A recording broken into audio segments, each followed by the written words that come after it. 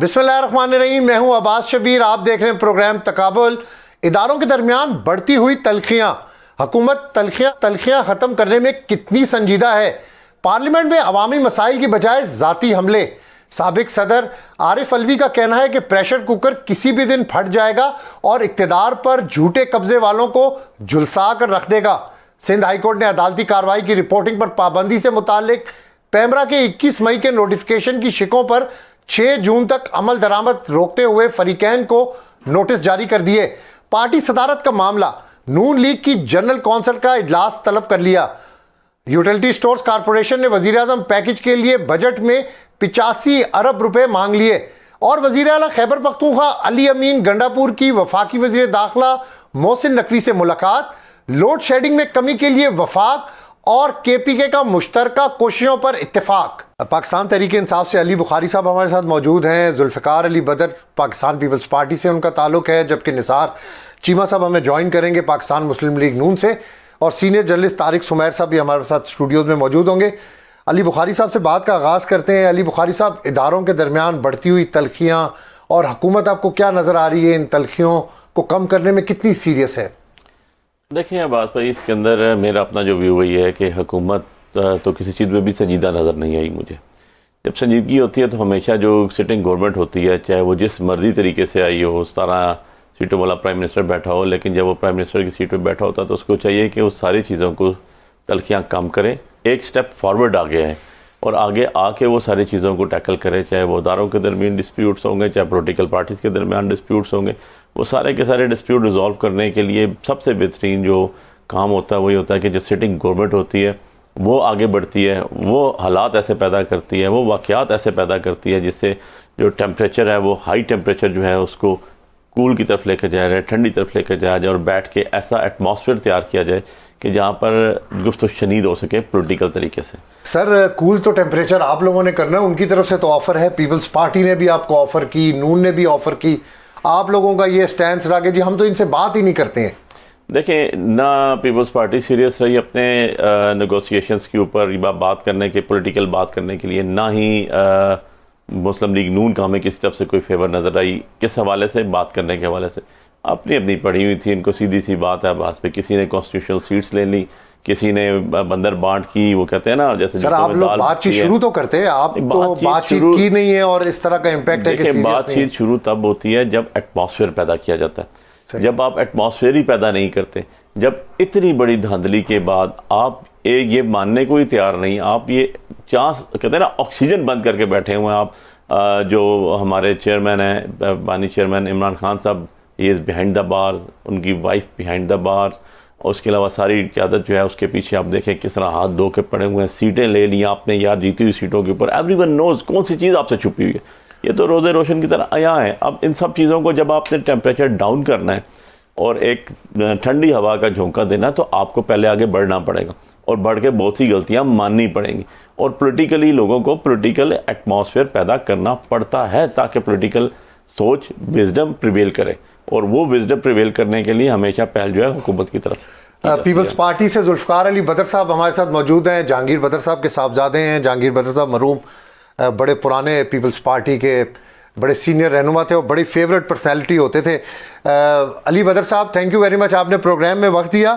ये तलखियाँ किस तरह दूर होंगी? तहरीक इंसाफ कहती है कि आप लोग इनिशिएटिव लें, आप लोग सीरियस नज़र नहीं आ रहे।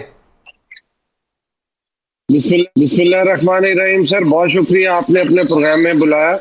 पाकिस्तान तहरीक इंसाफ वाले भी पाकिस्तानी हैं, भाई हैं हमारे, और इनका जो प्रॉब्लम है वो ये है कि इनको जब तक इजाज़त नहीं मिलेगी तब तक ये बातचीत का दरवाज़ा इनका नहीं खुलेगा। पाकिस्तान पीपल्स पार्टी तो हमेशा से ये समझती है कि तमाम पॉलिटिकल फोर्सेस, तमाम पॉलिटिकल पार्टीज और तमाम स्टेक होल्डर्स को एक जो है टेबल पे बैठ के बातचीत के जरिए मामलात को हल करना चाहिए।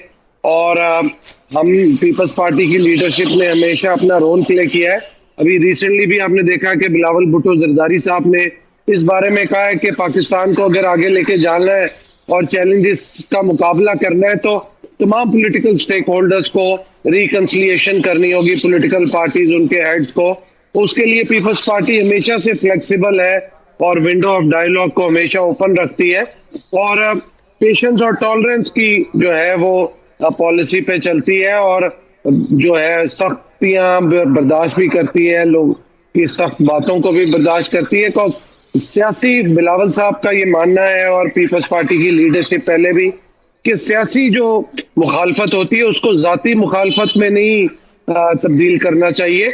आपका अपना पॉइंट ऑफ व्यू होना चाहिए, आपके अपना पर्सपेक्टिव होना चाहिए, लेकिन इसका मतलब ये नहीं है कि आप उसको जाती अना का मसला बना लें। पीपल्स पार्टी ने पहले भी रोल प्ले किया है, अब भी पीपल्स पार्टी रोल प्ले करने के लिए तैयार है और पीपल्स पार्टी ये समझती है कि जब तक तमाम political forces, stakeholders, political parties नहीं बैठेंगी, पाकिस्तान और पाकिस्तान के अवाम ये प्रॉब्लम से बाहर नहीं निकल सकेंगे। उसके लिए पीटीआई को भी दावत दी है और पीटीआई को पार्लियामेंट में चाहिए कि तमाम जो लोग हुकूमत में बैठे हैं या जो पार्टीज हुकूमत की सपोर्ट में बैठी हैं उनके साथ बातचीत के जरिए मसाइल का हल निकालें, ताकि ये टेबल पे बैठ के बहुत सारे जो तहफ़्फ़ुज़ात हैं इन दोस्तों को, वो मामलात का हल निकाला जा सकता है। जब तक बैठेंगे नहीं, कहेंगे कंडीशनल बातचीत करेंगे तो वो मसले का हल नहीं निकलेगा। अनकंडीशनल बातचीत करेंगे बहुत सारे मसाइल का हल निकल आएगा। यही निगोशिएशन का जो है की पॉइंट है। बाकी ये कि सियासी होती है, पीपल्स पार्टी को भी बहुत रहती है, लेकिन आपने जमहूरी और पार्लिमानी निज़ाम को आगे चलाने के लिए मसाइल का हल निकालना है और अपने सियासी मुखालफीन को भी आपको सपोर्ट करनी पड़ती है बाज़ दफ़ा मुल्क वसी तर मुफाद में। तो इसमें कोई बुराई नहीं है, आपको अपनी ईगो साइड पे रखनी चाहिए और चीज़ों सर, को आगे लेके चलना मैं चाहिए। इंटरप्ट कर रहा हूँ। तहरीक इंसाफ चाहती है कि इनके जो केसेस हैं किस तरीके से टेम्परेचर कंट्रोल में आएगा, कूल होगा, कि इनके पहले केसेस जो बानी पीटीआई हैं उनकी रिहाई, जो इनका इल्ज़ाम है कि इलेक्शन में मैंडेट चोरी हुआ है वो वापस किया जाए। ये कंडीशंस हैं इनकी टॉक्स के लिए। तो क्या ये मुमकिन है इन कंडीशंस के ऊपर बातचीत शुरू करना? देखिए, अगर आप बातचीत के लिए कंडीशंस को पहले आगे रख लेंगे, कहेंगे कि जी पहले कंडीशंस फुलफिल हो उसके बाद जाके मामला बातचीत आगे चले, ऐसा पॉसिबल नहीं है। ये जितनी भी इनकी कंडीशंस हैं इनकी अपनी जगह ठीक होंगी, लेकिन इनको टेबल पे बैठ के बातचीत के जरिए 1, 2, 3 राउंड्स करने चाहिए। उसमें ये कि इनको रिलीफ भी मिलना नजर आ जाएगा, इनके जो लीडरशिप के बारे में जो इनके तहफ़्फ़ुज़ात हैं उसका भी हल निकलना नजर आ जाएगा। और ये जो इलेक्शन के बारे में बातचीत कहते हैं, पीपल्स पार्टी, मैं तो 88 से देख रहा हूँ 2024 तक पीपल्स पार्टी को हर इलेक्शन पे तहफ़्फ़ुज़ रहा है, लेकिन पीपल्स पार्टी कहती है निज़ाम आगे चलना चाहिए। अगर हम निज़ाम को आगे चलने से रोक देंगे तो फिर इस मुल्क में जो है आमरीत आ जाएगी और कोई ना कोई डिक्टेटरशिप आ जाएगी और वो इस मुल्क के जमहूरी निज़ाम को नुकसान पहुंचाया जाएगा। हाँ, बातचीत करें तो इनको खुद ही पता चलेगा कि बातचीत के लिए जब बैठते हैं तो पहले दौर के अंदर ही, दूसरे दौर के अंदर ही बहुत सारे मामलात इनके हल होने शुरू हो जाएंगे और रिलीफ भी नजर आना शुरू हो जाएगा। लेकिन अगर ये कंडीशंस लगा के बातचीत करें तो ऐसी बातचीत पे किसी ने भी इनकी बात नहीं मानी। अनकंडीशनल आके बैठ जाए तो इनकी बहुत सारी कंडीशंस जो है वो मानी जाएंगी और इनको फायदा होगा उसका। बुखारी साहब, आप तो बानी पीटीआई से मुलाकात भी करते हैं, ये अनकंडीशनल बैठक मुमकिन है इस सारे मामलात में? मैं बस भाई थोड़ा सा इसमें दुरुस्तगी कर दूं मैं, और कुछ जो है ना तारीख़ के चंद लम्हात जो गुजरे हैं उनको मैं आपके वसातत से अपने भाई जुल्फ़कार भाई को भी बता दूं। क्या बेनज़ीर भुट्टो शहीद, नुसरत भुट्टो शहीद, मीर मुर्तज़ा भुट्टो तीनों जिंदा थे। क्या उन्होंने मोहम्मद खान जुनेजो की गवर्नमेंट से बात की? आपको जवाब आएगा नहीं। क्या 90 के दौर के अंदर जब अस्कर खान पटिशन भी अभी जो कह रही है चीख के कि क्या हुआ, जब पीपल्स पार्टी को 16 सीटों तक कंटेन कर दिया गया, कर्टेल कर दिया गया 16 सीटों तक, उसके बाद मैं बताता हूँ जी, मैं वो बता रहा हूँ 16 सीटों तक पीपल्स पार्टी को कर्टेल कर दिया गया और 1990 के अंदर मियाँ साहब को अक्सरियत दे के लाया गया। तो अल्टीमेटली बेनज़ीर भुट्टो को लॉन्ग मार्च करनी पड़ी। लॉन्ग मार्च करने के बाद मियाँ साहब को घर जाना पड़ा और फ्रेश इलेक्शन हुए जिसमें 93 के अंदर दोबारा पीपल्स पार्टी की गवर्नमेंट आई। सो बात यह है कि बगैर एजेंडे के गुफ्तगू कभी नहीं होती, और अगर ऐसी कोई बात शर्त और चीज़ है, एजेंडा और चीज़ है। आप जब तक ये नहीं मानेंगे कि जी इलेक्शन के अंदर वही सारी दुनिया कह रही है, कोई एक रिपोर्ट तो होगी यार इंटरनेशनली जो आपको फेवर कर रही होगी, मुस्लिम लीग नून को फेवर कर रही होगी, there is nothing in the record. जो खुद जीते हुए हैं उनसे पूछो कभी आप जाके पर्सनली, आपको तो रोज़ का उनसे होता है, मुलाकात भी होती है, आप उनके प्रोग्राम्स भी करते हैं, they are not absolutely silent about that. So बात यह है कि ऐसी सूरत हाल के अंदर जब तक एजेंडा सेट नहीं होता तब तक गुफ्तगू नहीं होती। एजेंडे में रखें आप कि जो रिगिंग हुई है उसके अंदर हम सारे के सारे फॉर्म 45 के मुताबिक डिसाइड करेंगे। एजेंडे में रखें आपके जो हमारे ऊपर जाली FIRs हुई हैं उनको हम उस पर डिस्कस करेंगे। एजेंडे में रखें आपके जैसे आपसे तलवार ले ली गई थी और आपको तीर मिला था, वैसे हमसे बल्ला ले लिया गया। लेकिन मैं आपको ये सारी मैं इसलिए बता रहा हूँ कि ये पीपल्स पार्टी के साथ हो चुकी है। लेकिन जुल्फिकार अली भुट्टो साहब ने बड़ी जबरदस्त बात की है कि आपको एक बार बैठना पड़ेगा, 2-3 मीटिंग्स करनी पड़ेंगी, जो ट्रस्ट डेफिसिट है इसको खत्म करना पड़ेगा, इसके लिए आप लोगों को हाथ बढ़ाना पड़ेगा। देखिए हाथ, हम एक साइड से हाथ कभी भी नहीं बढ़ सकता, कभी भी नहीं बढ़ सकता। आपको जेस्चर शो करना पड़ता है, आपको बैठना पड़ता है, आपको अपनी सीरियसनेस बतानी पड़ती है कि हम लोग सीरियस हैं, हम लोग आगे बढ़े। मैंने कहा ना जैसे तलवार खींच ली गई, तीर दे दिया गया, इनके साथ तो ये सब कुछ हो गुजरी है। अगर भी उस पार्टी की हिस्ट्री देखें तो बात यह है कि आपको नेगोशिएशन, बातचीत विजडम से करनी पड़ती है और हालात वाक़यात माहौल बनाना पड़ता है। बगैर माहौल भी नहीं हो सकता कि आप चले जाएं और कहें जी जाके अब ये चीज़ें हम मान नहीं। आपको एजेंडा रखना पड़ता है। पहले आपकी कोई मीटिंग्स होती है उसके ऊपर एजेंडा आइटम पहले आता है, एजेंडा आएगा, आप रखें ये 5-7 चीज़ें कि ये हाँ ऐसे ऐसे चीज़ें हुई हैं, इसके बाद हम नेगोशिएशन करने के लिए तैयार हैं। आप बैठें, आप बताएं आपके साथ क्या क्या हुआ। इनको नहीं पता, तब बातचीत होती है। ऐसे तो नहीं होती कि आप कहेंगे नहीं जी नहीं आके बैठ जाए। भाई किसके लिए बैठ जाएं? 1973 के कॉन्स्टिट्यूशन को तो फॉलो करें। आपके तो सबसे ज़्यादा, मैं तो कहता हूँ कि मुझे तो बड़ी हैरत होती है कि पीपल्स पार्टी, मैंने बहुत रिस्पेक्टेबल आदमी है रज़ा रब्बानी साहब, इनके बड़े एक सीनियर पार्लियामेंटेरियन रहे हैं, हमेशा वो कॉन्स्टिट्यूशन की बात करते होते थे। जब 90 दिन के अंदर इलेक्शन होना था तो they were out of the screen कि यार आपने 90 दिन के, आप तो स्पिरिट की बात करते हैं, आप तो कॉन्स्टिट्यूशन की बात करते थे, कॉन्स्टिट्यूशन को फॉलो नहीं कर सके, लेटर एंड स्पिरिट में कॉन्स्टिट्यूशन के साथ खड़े नहीं हो सके। ऐसे तो नहीं होता। तारिक सुमैर साहब सीनियर जर्नलिस्ट, उन्होंने प्रोग्राम में हमें ज्वाइन किया है। जुल्फिकार अली बदर साहब, आप कुछ रिप्लाई देना चाह रहे थे, फिर मैं तारिक सुमैर साहब की तरफ आता हूँ। सर मैं मेरे भाई को ये बताना चाह रहा था कि जब 86 में बीबी शहीद ने आना था पाकिस्तान 10 अप्रैल 1986 को, तो उस टाइम पे मोहम्मद खान जुनेजो प्राइम मिनिस्टर थे और ज़ियाउल्लाह प्रेसिडेंट ऑफ पाकिस्तान थे और मेरे वालिद साहब पीपल्स पार्टी पंजाब के सदर थे। उस तमाम इसना के अंदर मोहम्मद खान जुनेजो के साथ डायरेक्ट बातचीत होती थी बीबी शहीद की आमद से पहले, और मोहम्मद खान जुनेजो डायरेक्ट बातचीत करते थे अपने IGs और अपने मेन लोगों को फिर साथ बिठा के। तो ये बात सिर्फ इसलिए है कि उस टाइम पे कोई एजेंडा नहीं था, सिर्फ वापसी का एक एजेंडा था। ये जो मेरे भाई ने बात की है ना एजेंडे वाली, इनको कहे कि एजेंडा बना ले, एजेंडा बना के आगे पुट ऑन कर दें, टेबल पे कर दें, कोई एजेंडे में से चीजें ऑन बोर्ड हो जाएंगी, कोई डिस्कशन के लिए आ जाएंगी, कुछ को डेफर कर दिया जाएगा, दोनों साइडों का एजेंडा आएगा। आप बातचीत स्टार्ट तो करें, अपना ये कोई एजेंडा बनाए, आके बातचीत तो करें। लेकिन अगर आप कहें कि जी पहले कंडीशन है बगैर एजेंडे के, और एजेंडा भी पहले पूरा हो, हमारी कंडीशंस पूरी हो, उसके बाद बातचीत करेंगे, ऐसा मुमकिन नहीं है। आप अपनी ही बात को फॉलो कर ले, एजेंडा बना ले, टेबल कर दें और फिर उसके ऊपर बातचीत स्टार्ट कर दें। काफी हद तक मामला बेहतरी की तरफ चल पड़ेंगे।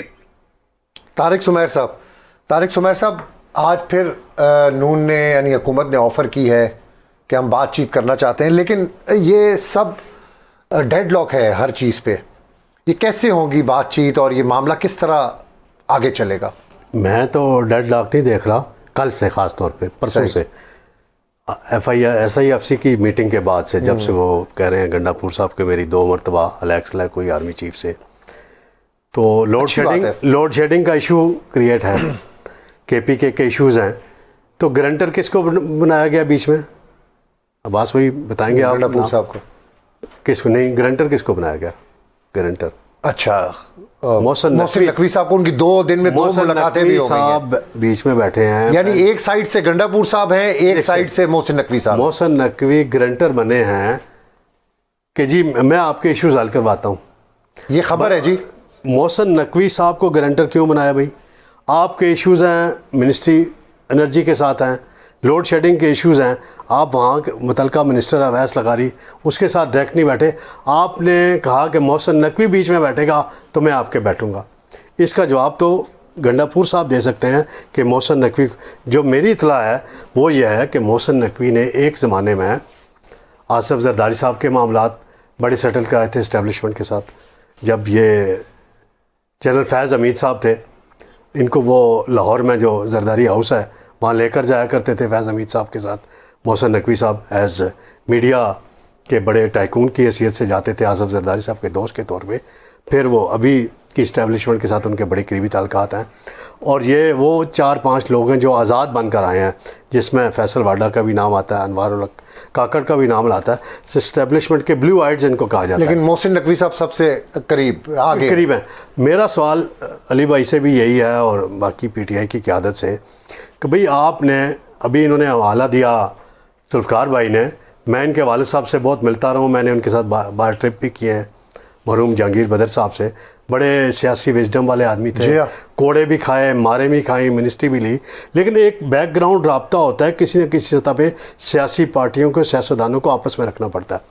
राना सनाउल्लाह जो हैं 15 किलो हीरोइन के जुर्म में, इल्ज़ाम में जेल गए, यानी इमरान खान साहब पे इल्ज़ाम लगा, शहरयार अफरीदी पे लगा। आजकल राना सनाउल्लाह सबसे ज़्यादा इनका केस लड़ रहे हैं कि भाई आएँ बैठें, कोई एजेंडा सेट करें। वो कहते हैं पाकिस्तान में 3 हकीकतें हैं, एक इमरान खान, एक नवाज शरीफ, एक इस्टेब्लिशमेंट। यानी राना सनाउल्लाह हकीकी बात कर रहे हैं। तो आप इस सूरत हाल से फ़ायदा उठाएं, ये ज़िद ना करें कि ए के साथ बात करनी है, बी के साथ करनी है, सी के साथ करनी है। आपने जब कोई चीज़ सेट करनी है तो पार्लियामेंट में ही आना है। जब NRO हुआ परवेज़ मुशर्रफ के साथ, 2007 की बात है, तो बेनज़ीर साहिबा के कितने इख्तलाफात थे परवेज़ मुशर्रफ के साथ। फिर एक सेटिंग हुई, एक तरीक़ाकार बना और बेनज़ीर वापस आई, फिर हादसा हुआ। एक वो अलग पहलू है। एक सियासी जमातों को मेरी हमेशा से ये राय रही है, आपस में मिल बैठ के आप रास्ता बनाएंगे, निकालेंगे, तो फिर इस्टेब्लिशमेंट भी मजबूर हो जाएगी उस रास्ते पे चलने के। उससे सबसे बड़ी मिसाल आप जनेवा अकॉर्ड्स देख लें। जनरल ज़िया उल हक क्या पावर नहीं थी, पूरी पावर उसके पास थी। मोहम्मद खान जनेजो ने असर्ट किया, जनेवा एग्रीमेंट कराया। तो ये चंद एक मिसालें हैं जिनको मैं कोट करके ये बात कर रहा हूँ। तो इस हवाले से थोड़ा आपको अप्रोच बेहतर बनाने की ज़रूरत है। जुल्फ़िकार अली बदर साहब, तारिक सुमैर साहब ने कहा, और ये इवेंट रिपोर्ट भी हुआ, एक प्रेस कॉन्फ्रेंस भी हुई अली अमीन गंडापुर साहब की और मोहसिन नकवी साहब की। तो क्या समझते हैं कि तारिक सुमैर साहब बहुत बड़ी खबर देते हैं हमेशा से, ये कह रहे हैं कि अब मामलात जो हैं वो शायद बेहतरी की तरफ जा रहे हैं। आपको क्या नज़र आ रहा है? अच्छी बात है सर, बेहतरी की तरफ जाना चाहिए। बातचीत का दरवाजा तो कभी बंद नहीं करना चाहिए। वो बातचीत मोहसिन नकवी साहब करें या कोई और करे, हुकूमती नुमाइंदा, मोहसिन नकवी साहब भी कैबिनेट का हिस्सा है, और अगर वो अच्छे तरीके से मीडिएट करवा सकते हैं, मामलात कर सकते हैं, तो उनको बिल्कुल करना चाहिए और हुकूमत के साथ एक टेबल पे लाके मामलात को ख़त्म करना है, ताकि मसाइल का हल निकले। बिकॉज पाकिस्तान और पाकिस्तान के अवाम के लिए इतने ज़्यादा चैलेंजेस हैं, इस मसले को कोई भी, तमाम स्टेक होल्डर्स आपस में बैठ के जब तक मसले का हल नहीं निकालेंगे, इससे कोई फर्क नहीं पड़ता कि कौन मसला हल करा रहा है। असल मैटर ये करेगा कि मसला हल होना चाहिए, और जैसे ही मसला हल होता है उससे ये कि बहुत सारी चीजें जो है, आपकी फॉरेन इन्वेस्टमेंट है, आपकी पॉलिटिकल स्टेबिलिटी है, इकोनॉमिक स्टेबिलिटी है, ये सारी चीजों की वजह से पाकिस्तान और पाकिस्तान के अवाम स्टेक पर है। और इसके हल होने से ये जो सुमैर साहब ने खबर दी है, मैं तो समझता हूँ ये एक पॉजिटिव खबर है, पाकिस्तान के लिए बेहतर खबर है।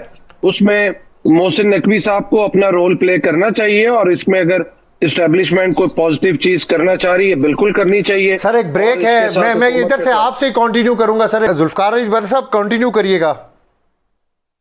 जी, मैं यही बात कर रहा था कि इससे कोई फर्क नहीं पड़ता कि कौन बातचीत करवा रहा है। असल मैटर ये है कि बातचीत होनी चाहिए और मसले का हल निकलना चाहिए। जैसे ही मसले का हल निकलेगा, तमाम पॉलिटिकल स्टेक होल्डर्स का भी फायदा है, पॉलिटिकल पार्टीज का भी फायदा है, और इसमें सबसे बड़ा जो फायदा है, जो पाकिस्तान इस टाइम पे चैलेंजेस पाकिस्तान को दरपेश हैं। पाकिस्तान उन प्रॉब्लम से बाहर निकलेगा, जैसे फॉरेन डायरेक्ट इन्वेस्टमेंट है, आपको यानी माशी मसाइल बेहतर होंगे अगर आपस में तमाम फरीकैन और स्टेक होल्डर्स बैठेंगे। अली बुखारी साहब, इस मुलाकात को, ये दूसरी मुलाकात है, इससे पहले मोहसिन नकवी साहब पेशावर गए थे, अली अमीन गंडापुर साहब ने कहा था कि मैंने अपनी रिवायत को बरकरार रखते हुए उनको वेलकम किया है। तो ये मुलाकातें पहले तो हो ही नहीं रही थी, अब ये मुलाकातें जो हैं ये कोई पॉजिटिविटी की तरफ है नज़र आ रही हैं आप लोग? आप इसको किस तरह से आप लोग देख रहे हैं? देखिए आवाज़ भाई, बात यह है कि अली अमीन गंडापुर साहब जो हैं वो सीएम केपी हैं, जी हाँ, वो वज़ीर आला केपी हैं, और पूरे सूबे को इशू है, पूरे सूबे को रिप्रेजेंट कर रहे हैं, उन्होंने पूरा सूबा रन करना है। अली अमीन गंडापुर की ज़ात की बात नहीं है, पूरे सूबे की बात है। ही इज़ नाउ सीएम, और सीएम वो है जिसको पीटीआई के वोटर्स ने जिता के यहाँ पर बिठाया और इमरान खान के विजन पे यहाँ पर वो बैठे, नंबर 1। और जो आपके मोहसिन नकवी साहब हैं, सारी चीज़ों से कत्ता नज़र मैं गुफ्तगू को बिल्कुल समेट के करता हूँ, बैकग्राउंड पे जाए बगैर, कि वो प्रेजेंट सिटिंग आपके इंटीरियर मिनिस्टर है जी, साथ वो सेनेटर भी हैं, वहाँ से पार्लियामेंटेरियन भी हो गए, क्रिकेट बोर्ड के चेयरमैन भी हैं। सो अफेक्टिव आदमी तो हैं, इसमें तो कोई शक की बात नहीं है। और अली अमीन गंडापुर साहब का आज मैं सुबह स्टेटमेंट देख रहा था, उन्होंने बड़ा कैटेगरिकली स्टेटमेंट दिया है कि भाई मैं किसी शख्स से बात नहीं कर रहा हूँ, जिस शख्स जिस ओहदे पे बैठा होता है उसके साथ बात कर रहा हूँ कि कौन जो है वो रोल प्ले करके चीज़ें कर सकता है। मीनिंग भाई मैं ऐसे ये कहूँगा कि इसको अगर हम आम फहम ज़ुबान में अल्फाज करूँ तो फायर इन अ डार्क नहीं किया उन्होंने कि भाई XYZ से बैठ के बातें करें और एक टॉक शो के लिए कुछ 4 बातें बोलने के लिए बन जाएं, कोई टीवी टिकर्स बन जाएं, ऐसे नहीं है, ऐसे नहीं है। तो बंदा जिससे बात की मीनिंग भाई कि वो बंदा इतना पावरफुल तो है कि जो बीच में गारंटीज में आ गया, जो सारी की सारी पूरी government machineries including People's Party constitutional seat पे बैठे हुए हैं जो लोग, इनके कहने पे शायद चीज़ें सेटल हो ना हो, वो गारंटियर है कि भाई मैं करवा के दूंगा। गारंटी देता कौन है? वैसे मुझे आपसे ये चीज़ पूछनी है। गारंटी हमेशा उस बंदे से ली जाती है जो चीज़ें फुलफिल कर सके, जो पावरफुल हो, जिसके पास करवाने का इख्तियार हो। सो बात यह है कि ये चीज़ तो CM का मैं आज सुन रहा था स्टेटमेंट यहाँ आने से पहले, उन्होंने बड़ा कैटेगरिकली बस क्लियर बात की है। उन्होंने कहा भाई इससे मैं सूबों के मसाइल के लिए, सूबों के मसाइल है, सूबा तो बिजली का बड़ा इशू है, हल करना है सही। और अब जो उनके राइट्स हैं 18th अमेंडमेंट के ऊपर ही मैं आ जाता हूँ, वापस घूम फिर के वहीं पीपल्स पार्टी की तो वो शर आ गए। 18th अमेंडमेंट के ऊपर आ जाता हूँ, सूबे को उसका राइट क्यों नहीं दिया जा रहा? अगर नहीं दिया जा रहा, आपको सिंध के लिए आज रोक दें तो आप तड़प जाएंगे, आप गवर्नमेंट से बाहर हो जाएंगे। सो यार यही जो सिंध में लोग बसते हैं वो भी पाकिस्तानी हैं, जो KPK में बसते हैं वो भी पाकिस्तानी हैं। आखिरी राउंड है जी, प्रेशर कुकर किसी दिन भी फट जाएगा और इक़्तिदार पर झूठे कब्जे वालों को झुलसा कर रख देगा। सदर आरिफ अलवी साहब की बड़ी सख्त स्टेटमेंट है तारिक सुमेर साहब। अगर मेरी गुफ्तगू पूरी चल जाए तो मैं बोल देता हूँ। उन्होंने ये कहा मलिक रियाज के तनाज़ुर में, मलिक रियाज ने कहा जी मुझ पे बड़ा दबाव है, कुछ उनसे लिखवाना चाहते हैं। मलिक रियाज साहब को पहले तो बताना चाहिए उसका नाम, क्या उनसे रब्ता किया आसफ जरदारी ने किया है, वज़ीर-ए-आज़म शहबाज शरीफ ने रब्ता किया है, या किसी इदारे के शख्स ने किया है? पहले नाम बताएं। मलिक रियाज साहब का मामला सारा अदालत के अंदर मौजूद है। उनके बारे में सुप्रीम कोर्ट का फैसला आया हुआ है। कौन सी सुप्रीम कोर्ट? जिसको PTI पसंद करती थी, साकिब निसार कि जी आपने किस्तों में ये पेमेंट करनी है। और ये जो 190 मिलियन पाउंड इमरान खान साहब के खाते में पड़ा हुआ है, जो इल्ज़ाम में जिसमें केस भी चल रहा है, इसके भी मलिक रियाज और साहब है ना, और वो गुजर खान वाले एडवाइज़र साहब थे, शहजाद साहब, क्या नाम है, शहजाद अकबर साहब जो लंदन बैठे हुए हैं। कहानियाँ उस वक्त जो आई थी वो फिर सही साबित हुई। मलिक रियाज साहब को चाहिए कि अदालत में पेश हों, इश्तारी डिक्लेयर हुए हैं, कानून का सामना करें। अगर वो सच्चे हैं आए यहाँ पेश हों। आज़म साहब भी थे ना प्रिंसिपल सेक्रेटरी, आज़म खान साहब, उन्होंने वादा माफ़ करने पर सो कार्ड उनके बारे में प्रोपगंडा हुआ कि जी, या जब वो अदालत में पेश हुआ तो सूरत हाल बदल गई। तो आए ना, बहादुर बने, वहाँ बैठ के बाहर मुल्क में इनकलाबी ना बने। वो बड़े बिजनेसमैन हैं इस मुल्क के, उन पे इल्ज़ामात हैं कौमी ख़जाने को नुकसान पहुँचाने। सिंध गवर्नमेंट की ज़मीन है और एक ज़माना था कि वो सबके प्यारे थे, सबके प्यारे थे। आप मेरी बात समझ जाएं। इस वक्त जो मौजूदा चीफ्स हैं दो इदारों के, वो इन चीज़ों पे कंप्रोमाइज़ करने के लिए तैयार नहीं है। वरना मलिक रियाज साहब को कौन छेड़ सकता है इस मुल्क में? ना नून लीग छेड़ सकती है, ना PTI छेड़ सकती है, और ना कोई इमरजेंसी की बातें सोशल मीडिया पे कर रहा है, कोई पता नहीं क्या कर रहा है। इमरजेंसी कोई नहीं है, इमरजेंसी कोई नहीं है। इमरजेंसी कोई नहीं लगनी, ना ऐसी कोई बात है। रास्ते बनेंगे और रास्ता बनेगा आइन के तरीके से बनेगा। इनके खदशात भी किसी हद तक दूर होंगे, दूसरों की भी होंगे। कोई रास्ता बनेगा और आगे मुल्क चलेगा। महंगाई, मईशत, महंगाई में कमी आई, बजट आ रहा है, मईशत में किसी हद तक ठहराव आया है। स्टॉक एक्सचेंज 76,000 पे चली गई है, जो किसी ज़माने में 36,000 पे आ चुकी थी। तो ये चीज़ें भी आवाम देख रही है। अब रवैयों की बात है, रवैये बेहतर करने होंगे। सारी सियासत का आदत को अना से बाहर निकलना होगा। नून लीग की क़यादत को भी, इमरान खान साहब को भी, इस्टेब्लिशमेंट की क़यादत को भी और अदलिया की क़यादत को भी। तो आरिफ अलवी साहब का जुल्फ़िकार अली बदर साहब ऐसे मौके पे बयान, अब तो ये लग रहा है कि शायद कोई मामलात बेहतरी की तरफ जाएं। देखिए, आरिफ अलवी साहब ने तो अपना एक जो भी सियासी मंजरनामा चल रहा है उसकी बेस के ऊपर बयान दिया है। असल बात यही है जो अभी की थी कि पाकिस्तान के अंदर हमें अपनी जो है ना पॉलिटिकल बिहेवियर और पॉलिटिकल मैच्योर जो लोग हैं बिहेवियर मेंड करने की जरूरत है और पॉलिटिकल मैच्योर लोगों को आगे लाने की जरूरत है, जो कि लड़ाई कराने की बजाय या अपना यहाँ पे ये जो है नूरी नाथ और मौला जट वाले जो डायलॉग कराने की बजाय किसी ऐसे तरीके से बातचीत करें कि पॉलिटिकली चीजें मैच्योर हो सके, ना कि चीजों को खराब किया जाए। जी अली बुखारी साहब। देखिए सर, बात यह है भाजपा के कहते हैं when there is a will there is a way. नीयत साफ, मंजर आसान। अगर जिस दिन भी इनका दिल किया है कि नीयत साफ करके के बैठ के बात करें, प्रॉब्लम्स आते हो तो पॉलिटिकली हल होती हैं। मैं हमेशा पॉलिटिकली गुफ्तगू का कायल रहा हूँ। और जो मैच्योरिटी की बात है वो तो मैंने देख लिया कि पंजाब की वज़ीर आला तो क्या इंतहाई मैच्योर आपने बनाई है। ठीक है, उसके पीछे सारा कुछ खड़ा करके देख दिया आपने कि यार भाई मैच्योरिटी की तो वो इंतहा पे है। सो मैच्योरिटी ये नहीं होती कि आप जो है जब बैठ जाएंगे टेबल पे बात करेंगे। मैच्योरिटी विजडम से होती है और पॉलिटिकल स्ट्रगल से होती है। मैं इस चीज़ का बिल्कुल कायल हूँ कि यार पॉलिटिकल स्ट्रगल होती है। मैं तो इसलिए एग्जांपल देता हूँ ना कि मैं तो पीपल्स पार्टी की हम तारीख देखते हैं पीछे, तो हमने देखा कि 7 दिनों में से 6 दिन उनको तारीखें भुगतना पड़ती थी बेनज़ीर को। जजेस को भी यूटिलाइज किया जाता था, मैनेज किया जाता था। यूसुफ गिलानी साहब, जरदारी साहब, ये जितने। उसके बाद मुझे तो हैरत होती है इनकी बात सुन के कि यार आप पॉलिटिकल विजडम की बात कर रहे हैं। किधर नवाज शरीफ साहब नहीं फेंके थे बेनज़ीर भुट्टो, नुसरत भुट्टो के ऊपर से? कहाँ कौन सा वो उस टाइम PTI थी, कौन से खान? चले क्विक रिप्लाई दे दें। कल आपका केस है सर, क्या आपको नजर आ रहा है? अब तो रिप्लाई आ रहे हैं, रिप्लाई मांगे हुए हैं। जज साहब ने पिछले 20-25 दिन तो गुजर ही गए। 2 मई को मांगे थे उन्होंने और उन्होंने कहा था सारे फॉर्म 45 जमा करें। अब तो मैंने टीवी इश्तिहार भी लगा दिया। उन्होंने मुझे कहा था लगा दो, सबको बता दो, आ जाओ भाई जिसने फॉर्म लेके आने। और वो आज चल भी गया, वो टेलीकास्ट भी हो गया वो। और अब मैं तो फॉर्म लेके फिर रहा हूँ।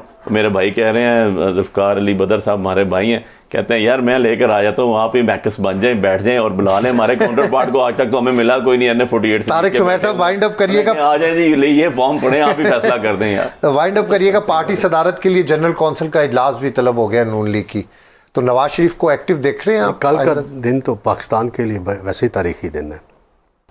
1998 28 मई पाकिस्तान एटमी हुकूमत बना। जुल्फ़िकार अली जनरल कौंसिल भी इसीलिए रखी है उसी दिन, वो उसी तनाज़ और यही खिताब होगा कि हमने ये किया। मैं सियासी मिसालें कोट कर रहा हूँ, मैं बाकी किसी की नहीं कर रहा। एक सियासी शख्सियत है जुल्फ़िकार अली भुट्टो शहीद, उन्होंने एटमी प्रोग्राम की बुनियाद रखी। एक सियासी शख्सियत मियाँ मोहम्मद नवाज शरीफ एटमी धमाके किए। एक सियासी शख्सियत इमरान खान 1992 का वर्ल्ड कप जीत कर आए। मैं अब मियाँ साहब सदर थे, शहबाज शरीफ तो ऐसे ही सदर थे ना, असल तो मियाँ साहब की कुव्वत थी। वो अब उन्होंने बनना है और फैसले अब देखने हैं उसके बाद क्या आने। मियाँ साहब मैदान में एग्रेसिव स्ट्रेटजी होगी या बड़ा एग्रेसिव? अच्छा, मियाँ साहब की सोच है एग्रेसिव स्ट्रेटजी कि जल्द से करेंगे। कोई तहरीक तो नहीं शुरू कर देंगे अपने भाई के खिलाफ या अपनी बेटी की हुकूमत के खिलाफ। वो अपने नैरेटिव बनाना है, अपने कारकुनों में जाना है। उनको जो मार पड़ी है ना, बाकी इश्यूज़ के अलावा नैरेटिव ना बनाने की वजह से पड़ी है, जिसका वो एहसास भी करते हैं। और मेरा कल भी उनकी अहम तरीन शख्सियत से रब्ता हुआ था 28 मई के तनाज़र में कोई चीज़ को मैं उस वक्त उनके साथ गया हुआ। अहम तरीन शख्सियत के साथ ही होते हैं। मैं उस वक्त गया हुआ था। मैं वो शागी का वो मुकाम भी विज़िट किया हुआ है मियाँ साहब के साथ बतौर प्राइम मिनिस्टर। तो मैं मिसाल देना चाहता हूँ। एब्सोल्युटली नॉट की बड़ी बात आती है इमरान खान साहब ने, बड़ी अच्छी बात है। एब्सोल्युटली नॉट क्लिंटन के आगे नवाज शरीफ ने कहा था सबसे पहले। अगर सर आपका पॉइंट आगे, प्रोग्राम का वक्त खत्म हो गया। तारिक सुमैर साहब, जुल्फिकार साहब और अली बुखारी साहब, आपका शुक्रिया। इसके ऊपर गौर अयूब खान मरूम साहब की एक स्टेटमेंट आई हुई थी कि ये जो धमाके के वाले से वो देख लीजिएगा। मैं चले उसके ऊपर अगली फिर डिबेट करेंगे, उस पर बातचीत करेंगे। बहुत शुक्रिया, आप तीनों ने प्रोग्राम में हमें वक्त दिया। प्रोग्राम में हमारे साथ शामिल गुफ्तगू हैं साबिक गवर्नर पंजाब और पाकिस्तान मुस्लिम लीग नून के सीनियर रहनुमा रफ़ीक रजवाना साहब। रजवाना साहब, थैंक यू वेरी मच, आपने प्रोग्राम में वक्त दिया। सर, हुकूमत तलखियाँ ख़त्म करने में कितनी संजीदा है? आज भी ऑफ़र की है दोबारा से पीटीआई को मुज़ाकरात की, इससे पहले भी ऑफ़र कर चुके हैं। तो आप क्या समझते हैं हुकूमत कितनी संजीदा है, और दूसरी पार्टी जो है वो कब तक इस ऑफ़र को कबूल करेगी, और ऑफ़र को कबूल करने की क्या वजह है, ना करने की क्या वजह है? सर सबसे पहले तो मैं दूसरी पार्टी के बारे में कहूँगा कि उनके इसके बारे में तो उनसे पूछे, ठीक है ना जी। उनको कोई इल्हाम होगा या उनको कोई महसूस होगा कि अब हमने कोई बात करनी है, तो हुकूमत की तरफ से, बाकी सियासी पार्टियों की तरफ से आप देखें मुसलसल कई बार जो है ना ये ऑफर की गई है। अब इस ऑफर को कमजोरी समझा जाए तो मैं नहीं समझता कोई अच्छी बात है। मुल्क जिन हालात से गुजर रहा है तो सबको मिलजुल के इसको चलाना चाहिए। कब तक इस झगड़े में रहेंगे? Sir, being a political worker, आप क्या समझते हैं मुज़ाकरात से मामलात हल होने चाहिए, और जो दूसरी पार्टी है ये क्यों रुकावट बनी हुई है, ये क्या चाहती क्या है? आप बीइंग, मैं सियासी वर्कर होने के नाते आपसे पूछ रहा हूँ सर। मेरा ख्याल है जी कि सबसे पहले तो डायलॉग के अलावा, टेबल पे बैठने के अलावा कोई इशू नहीं है। मतलब है कोई और सूरत हाल नहीं है, कोई वे आउट नहीं है, ठीक है। आप रिजॉल्व नहीं कर सकते इशूज को अगर आप इसी तरह हेड ऑन रहे। आपसे मुराद ये अगर सियासी पार्टी रहे और खास तौर पर अपोजिशन रहे या जिस जमात का आप जिक्र कर रहे हैं। अब बात यह है कि बाद औक़ात कुछ सियासी जमातें समझती हैं जी अब मैंने कोई बात कर ली तो मेरा एक पॉपुलैरिटी का कोई ग्राफ है वो नीचे ना आ जाए। अब बात यह है कि पॉपुलैरिटी के घोड़े पे सवार हो बंदा तो माजरत के साथ, तो फिर वो समझते हैं शायद हमारे जो है ना कोई थोड़ा बहुत हमें नुकसान उठाना पड़ेगा। तो इस वक्त जाती चीज़ों को मद्देनजर जरूर रखें, मगर इस वक्त top priority should be the country, the economy of the country and nothing more. Sir, जो ट्रस्ट डेफिसिट है इसको किस तरीके से ख़त्म किया जा सकता है सर? कि कमेटी बना दी जाए, कोई शुरुआत की जाए, क्योंकि हुकूमत का अपर हैंड है इस वक्त। लेकिन ट्रस्ट डेफिसिट खत्म करने से पहले इनिशिएटिव लेना पड़ेगा कि उनको ऑफर आ रही है तो वो कहे हम बात करते हैं, ठीक है। बेशक बात करने के लिए कोई जो वायबल कंडीशंस हैं those which can be implemented. अगर आप कंडीशन ही ऐसी कर दें कि जी आपका एक जायदाद का झगड़ा है और आप कहें जी पहले तो ये जायदाद मुझे दे दें और उसके बाद बैठ के बात करते हैं, तो वो तो ना करने वाली हुई ना जी। तो इसीलिए सबसे पहले बात ये है कि they should show their flexibility के अच्छा जी बात करते हैं। अगर वो कहें जी के मुतालबात ही ऐसे रखें जो कि दूसरी पार्टियां जो हैं या हुकूमत या बाकी जो स्टेक होल्डर्स वो उस पर अमल ही ना कर सके तो फिर it amounts negation on one way. On the other way कहना जी कि तुम blowing hot and cold in the same breath. तो इसलिए मैं नहीं समझता कि इस तरह की पॉलिसी कोई भी इख्तियार करे वो ना ही मुल्की मफाद में होती है, ना ही जाती मफाद में होती है, ना सियासी मफाद में होती है, ना पार्टी के मफाद में होती है। सर, वज़ीर आला KPK की वज़ीर दाखिला मोहसिन नकवी से आज दूसरी मुलाकात हुई है सर जी। क्या समझते हैं कि अब ये मुलाकातें जो हैं ये जो एक गर्मी की कैफियत थी, सियासी गर्मी की कैफियत थी, उसमें उस शिद्दत में कमी आएगी? देखिए इसके हैं जी दो तरीके। एक है मैंने अपनी वही पॉपुलैरिटी वाली बात आ जाएगी at the cost of reputation. मैंने अपने हल्का इंतखाब को खुश करना है तो मैं तो उसमें ऐसी बातें करूंगा कि खुदा न खास्ता जिससे मेरा हल्का इंतखाब इंटैक्ट रहे और मसाइल पर मैं शोर मचाता रहूं और उस तरह से मैं अपना एक जमहूरी या गैर जमहूरी तरीका इख्तियार करूं। दूसरा है कि जब आप बंद कमरे में बैठते हैं मुलाकातें करते हैं, एक वो तरीका है। तो मैं ही समझता हूँ यह तरीका ज्यादा बेहतर है जिस तरह से वो मुलाकातें कर रहे हैं। और ठीक है वो एक नुमाइंदे हैं, हमारे लिए भी काबिल एहतराम है, मगर थोड़ी सी जो है ना अब इस आग को बुझाना भी फर्ज है सारों का, बशमूल चीफ मिनिस्टर KPK। अपने मुतालबात उठा सकते हैं, उठाएं, उनका राइट है, why not but in a polite way to get it settled. सदर आरिफ अलवी साहब कहते हैं कि प्रेशर कुकर किसी दिन भी फट जाएगा और इक़्तिदार पर झूठा कब्जा करने वालों को झुलसा कर रख देगा। बड़ी सख्त स्टेटमेंट है सर उनकी ये। वो देखिए जी, कई दफा ये प्रेशर कुकर फटे हैं पाकिस्तान में। कोई पहला प्रेशर कुकर नहीं है कि किसी कंपनी ने बनाया और डिफेक्टिव पड़ जाएगा। पाकिस्तान में कितने प्रेशर कुकर फटे हैं जी, ठीक है ना। तो अब बात यह है कि इक़्तिदार तो बेमानी चीज हो गई है। इक़्तिदार तो इतनी रिस्पॉन्सिबिलिटी है, इतनी जिम्मेदारी है मुल्क को चलाने के लिए। तो अब हमें अगर ये डराया जाए कि आपका इक़्तिदार जाने वाला है, तो we are not concern, we are not worried, we are not afraid. हम तो मुल्क को चलाने के लिए जिस तरह से काम कर रहे हैं, शहबाज शरीफ साहब काम कर रहे हैं, तो बाकी हुकूमती अराकीन भी कर रहे हैं, पंजाब में भी काम हो रहा है, सिंध में भी जो काम हो रहा है। तो मैं ये समझता हूँ इसमें कोई इक़्तिदार तो कांटों की सेज है, कांटों का बिस्तर है। तो उस पर यह कहना प्रेशर कुकर फट जाएगा और जो इक़्तिदार में बैठे हैं, तो इक़्तिदार तो सारों ने देखा। अलवी साहब भी अब प्रेशर कुकर फटने के बगैर, मगर प्रेशर कुकर चलता रहा उनके दौर में माजरत के साथ, न्याजमंदी हमारी उनके साथ, तो फिर वो भी तो आखिर घर को सुधार गए ना जी।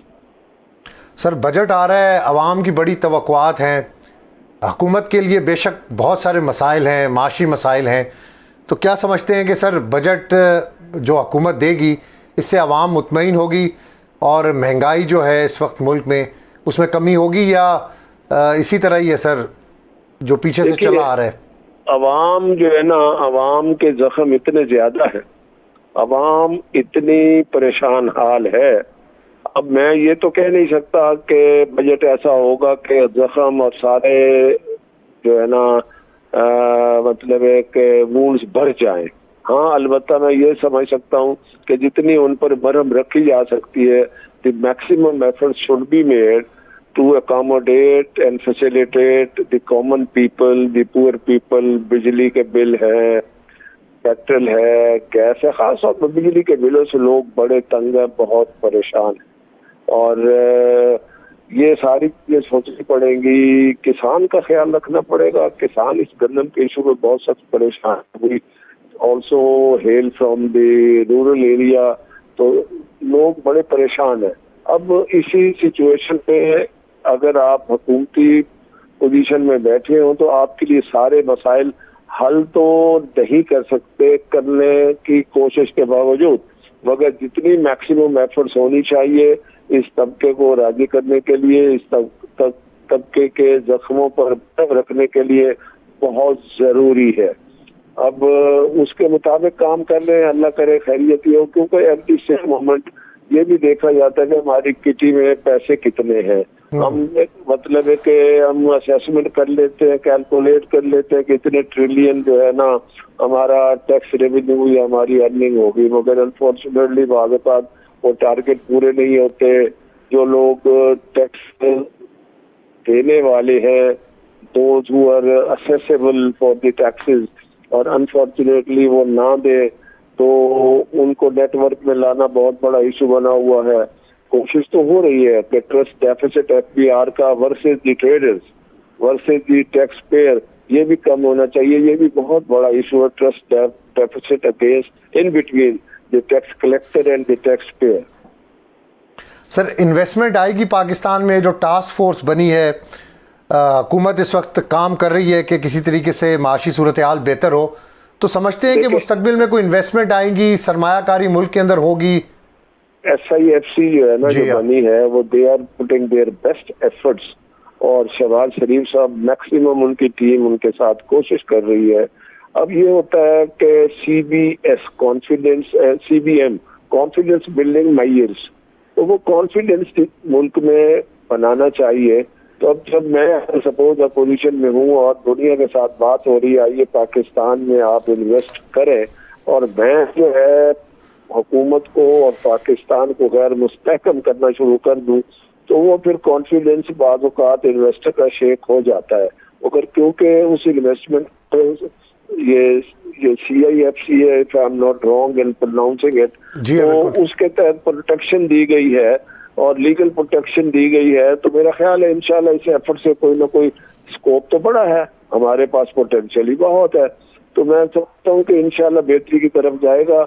मैं जो असेस कर चुका हूँ, ये नहीं है कि मेरी पार्टी है या मेरी पार्टी की हुकूमत है मैं इस बारे में इस तरह नहीं कहता, मैं ये कहता हूँ जो मैं असेसमेंट कर रहा हूँ उससे आई फील कि शहबाज शरीफ साहब is working hard, his team is working hard. अब एतराज करने को आप कह दें तो कुछ भी कह दें, इंशाल्लाह अल्लाह बेहतरी करेगा, मगर बेहतरी तब होगी हम भी मेहनत करें और जो नेगेटिविटी है उसको निकालना पड़ेगा बाकी जमातों से। सर पंजाब कैसा चल रहा है सर? पंजाब अल्हम्दुलिल्लाह चल रहा है, अभी थोड़ा ही ऐसा हुआ है, इंशाल्लाह रिजल्ट मिलेंगे, इंशाल्लाह मिल भी रहे हैं, बेहतर होगा इंशाल्लाह। सर मेरा लास्ट क्वेश्चन है सर, शहरियार आफरीदी साहब ने कहा था कि हम तो सिर्फ इदारों से मुज़ाकरात करेंगे, तो ये जो एक ऑफ़र है या ये जो मुतालबा है ये तो मेरा ख्याल है मुज़ाकरात की राह में सबसे बड़ी रुकावट है, तो मुज़ाकरात तो क्या सियासी जमातों से नहीं होने चाहिए सर? देखिए जी, पीटीआई का एक अलमिया है कि एक ही पार्टी में इमरान खान साहब के बाद पता नहीं कितने लीडर्स हैं जो मुख्तलिफ बयानात देते हैं, वो पता नहीं पार्टी पॉलिसी है, पता नहीं उनकी इंडिविजुअल थिंकिंग है। यानी कि अभी इमरान खान साहब का तो कोई ऐसा बयान नहीं है कि मुज़ाकरात करेंगे, नंबर 1 प्री कंडीशन करेंगे तो फिर किससे करेंगे, ठीक है जी। तो अब शहरियार अफरीदी साहब ने आया इमरान खान साहब के कहने पे बयान दिए है, वो तो अंदर वहां से स्टेटमेंट इशू करते हैं, वहां तो उनके पास सारे इंतजाम मौजूद है, वहां से तो वो लेटर भी लिखते हैं या दूसरे मुल्कों को भी, या वॉशिंगटन पोस्ट में या पोस्ट में जो है ना लेटर भी छप जाते हैं। तो मैं नहीं समझता ये उनकी हिदायत पे बात की जा रही है, but at the same moment उनकी जो तहफ़्फ़ुज़ात हैं उनको भी एड्रेस करना चाहिए, बट इन रीजनेबल वे वो भी आए ना जी, गला दबाने से तो कुछ नहीं होता। सर आप खुद गवर्नर पंजाब रहे हैं सर, केपीके के गवर्नर की और केपीके सीएम की बड़ी बयानबाजी है, बड़े अल्फाजों की जंग चल रही है सर, इस तरह मामलात चल सकते हैं?